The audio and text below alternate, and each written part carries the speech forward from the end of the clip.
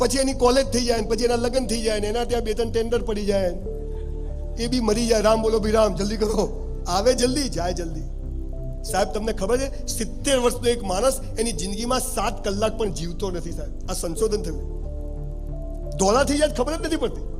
શું જોઈએ, તું ચાહતે ક્યાં હો, તમારે જોઈએ છે શું એ જ ખબર નહીં. કોઈને પૂછો ભાઈ શું જોઈએ, 2 કરોડ બોલ આપી દઉં, પછી પણ પછી વધારે જોઈએ તો હાલો મોટો ભિખારી થતો જ જાય. લાડી ગાડીને વાડી, આપણા સ્વપ્નો શું હોય છે? લાડી આવી જાય પછી પોતાની ના ગમે, બીજાની ગમે. ગાડી આવી જાય તો કે હવે 2 જોઈએ, આ તો નાની છે.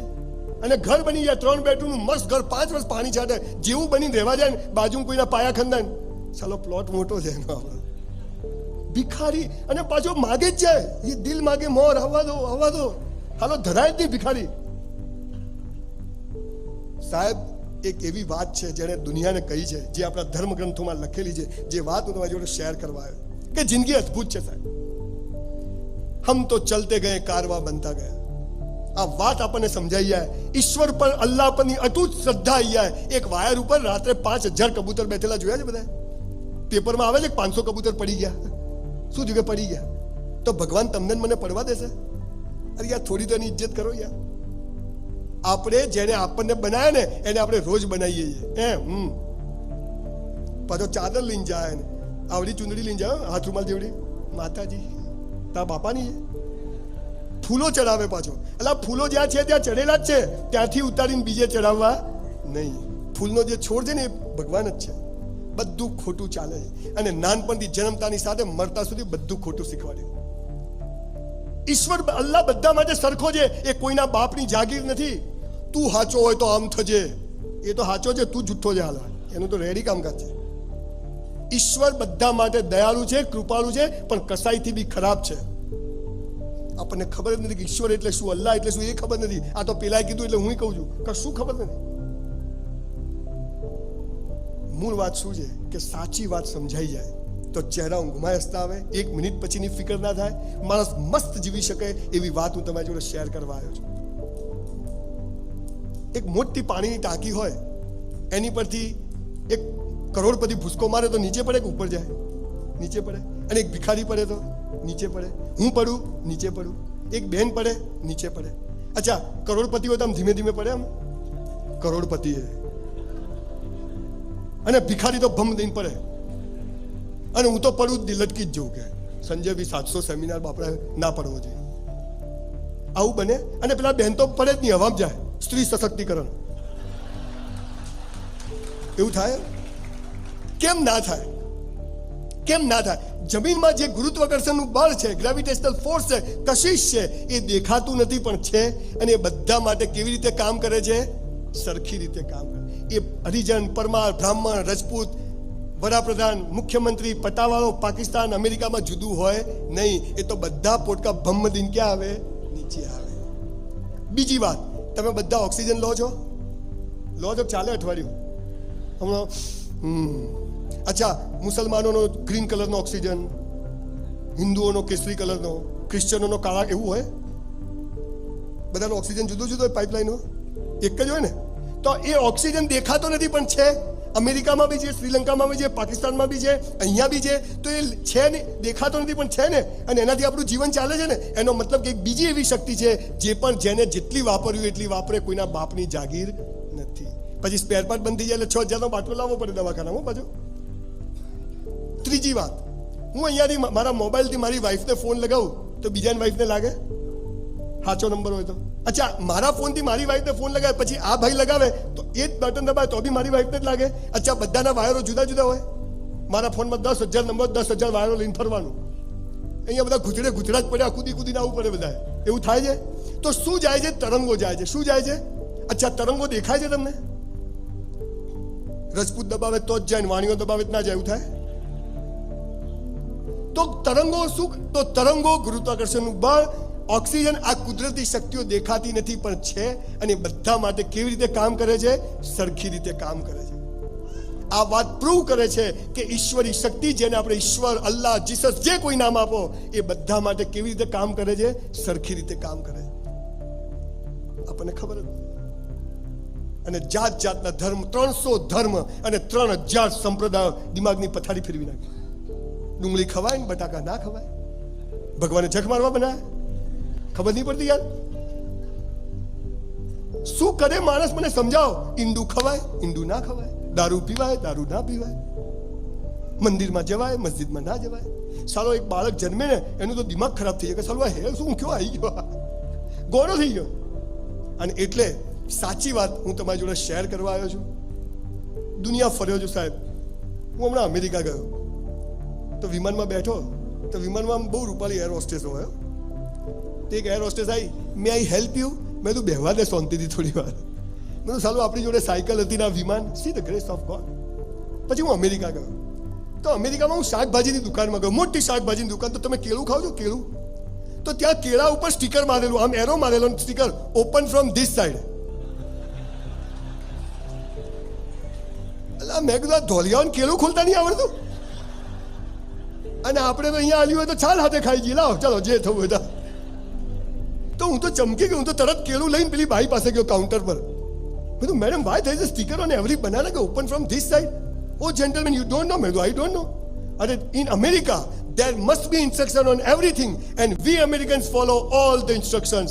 મેં કીધું we Indian never follow any instructions. બહારમાં જાય જે થવું થાય. નરેન્દ્રભાઈની આખી જાત ઘસાઈ જાય, કચરો નહીં ફેંકો પણ આ ગામ સૌથી વધારે ગંધાતું રાખવું. અહીંથી નહીં લેવાનું, લઈ લે તું. સાહેબ છો ને બા શું જાય બે કા કરે જાય. We are the most indisciplined people in this world. અમેરિકામાં જઈએ, જાપાનમાં જઈએ, સિંગાપોર ને દુબઈ જઈએ એટલે આપણા જ લોકો કચરો ખિસ્સામાં મૂકી દે. અને અહીંયા જેવો એરપોર્ટ પર ઉતર્યો નથી, આ લાઈશું ક્યાંથી? આ સોલ પાવર આપણને ખબર. બસ પૈસા પૈસા પૈસા. સવાર પડે ને સાલું એમ થાય કે પૈસા તો જોઈએ જ. અને સાંજે પથારીમાં પડીએ ત્યારે એમ થાય સાલી શાંતિ જોઈએ.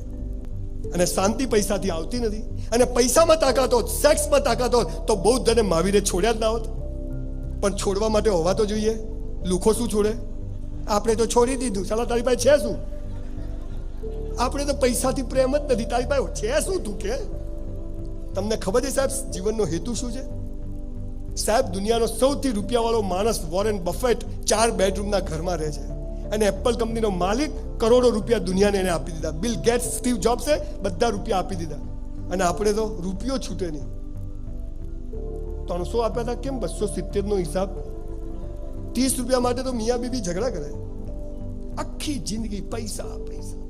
અને ટપ દઈને જીવ જતો રહે. શું થયું કે રાત્રે ઊંઘ્યા, સવાર ઉઠ્યા જ નહીં, શ્વાસ લેવાનું ભૂલી ગયા. તમને મહિના પહેલા ખબર હતી કે આ નોટ અહીંયા આવશે? આવી ગઈ. This is life. તો જિંદગી આજે છે, આ પળમાં છે, હમણાં છે, કાલ નથી સાહેબ. એટલે કુરાને શરીફમાં તો લખ્યું છે કે 1 મિનિટ પછીની ફિકર કરીશ નહીં. અલ્લાહ બેઠો છે, બધું ધ્યાન રાખશે. બધા ધર્મોમાં કહ્યું. પણ આપણે બેવકૂફો માનતા જ નથી. ના, તું ધ્યાન ના રાખે તો લોચો થઈ જાય. જો તો છો ને લખ્યું. આપણને કશું ખબર નથી. અને આપણે સફળ થવું છે, સુખી થવું છે, ભય મુક્ત જીવવું છે, પર્સનાલિટી ડેવલપ કરવી છે. અને કુવામાં હોય તો અવાડામાં આવે.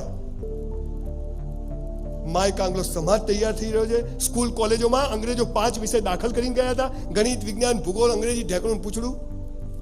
મારા બાપા ઔરંગઝેબ ભણ્યા, મારે ઔરંગઝેબ ભણવાનું. સારા પુસ્તકો વાંચવાથી આપણને સાચું માર્ગદર્શન તેમજ સારા મકામ કરવાની પેરેગ્રાફ ટુ રિપીટ. સારા પુસ્તકો વાંચવાથી આપણને સાચું માર્ગદર્શન તેમજ સારા કામ કરવાની પ્રેરણા આપે છે. તેમજ સારા પુસ્તકો વાંચવાથી આપણને સુખ દુઃખની સંભાવનાથી રહેવાનું બળ આપે છે. સારા પુસ્તકો વાંચવાથી આપણને અવનવી રસપ્રદ માહિતી મળે છે અને અંધશ્રદ્ધા, વહેમ અને કુરિવાજો દૂર કરે છે. તેમજ સારા પુસ્તકો વાંચવાથી આજના ટેલિવિઝન યુગમાં વાંચન પ્રત્યેની રુચિમાં વધારો થાય છે. સારા પુસ્તકો જો કોઈ માતા ગર્ભ અવસ્થા દરમિયાન વાંચે તો તે ખૂબ જ શ્રેષ્ઠ મનાય છે. ગર્ભાવસ્થામાં પુસ્તકો વાંચવાથી પુસ્તકની લાગણી, ભાવના જે પણ ફેરફાર થાય તેની અસર ગર્ભમાં રહેલા બાળક પર પણ થાય છે. સારા પુસ્તકો સતત વાંચવાથી તમે ધ્યાન કેન્દ્રિત કરવાની અને તમારી ક્ષમતામાં અને એકાગ્રતામાં અને અન્ય ભાષાઓમાં પણ ફેરફાર થાય છે. અને સારા પુસ્તકો વાંચવાથી વ્યક્તિઓ વિચારવાની નવી રીત, નવા વિચારો અને સમસ્યાઓમાંથી ફાયદો થાય છે. અને સારા પુસ્તકો વાંચવાથી મનુષ્યના મગજમાં સર્જનાત્મક વિચારીને આપણા મગજમાં પ્રવેશવાની મંજૂરી આપે છે. સાથે જ પ્રેરણા સાથે નવી ઉત્તેજના મળે છે. આ ઉપરાંત સારા પુસ્તકો વાંચવાથી આપણા જીવનના તમામ દ્રષ્ટિકોણમાં તફાવતમાં સમાનતાઓ જોવા મળે છે. સાચા પુસ્તકો વાંચવાથી તણાવપૂર્ણ દિવસ પછી કેટલાક અન્ય લોકો તણાવને કાબૂ રાખવા અને મનને શાંતિ મળે છે. અને સારા પુસ્તકો વાંચવાથી આજના યુગ વ્યસનકારક અસર હોય છે, જે આવા સારા પુસ્તકો વાંચવાથી એટલા મગ્ન થાય છે કે આ બધી કુટેવોથી દૂર થાય છે. આ સાથે જ સારા પુસ્તકો તમારું મનોરંજન પૂરું પાડે છે, તમને હસાવી શકે છે, તમારી કલ્પનાને એવા સ્થાપના પર લઈ જઈ શકે છે જ્યાં તેઓ પહેલા ક્યારેય ગયા જ નહોતા. સારા પુસ્તકો વાંચવાથી તેને કોઈ પણ ક્ષેત્રમાં સફળ થવા માંગતા હોય તો તમે તે પુસ્તક શોધીને તે પુસ્તક વાંચી તમારા જ્ઞાનને સુધારવામાં મદદ કરશે. સારા પુસ્તકો વાંચવાથી અને ધ્યાન કેન્દ્રિત કરવાથી કળામાં નિપુણતા મેળવશો ત્યારે તમે શાંત રહેવામાં સક્ષમ બનશો અને એક સમયે ચોક્કસ વસ્તુ પર ધ્યાન કેન્દ્રિત કરી શકો છો. સારા પુસ્તકો શાંત, શાંતિપૂર્ણ અને ખુશ રહેવા જે સિદ્ધાંત શીખવે છે તેનો અમલ પણ કરાવે છે.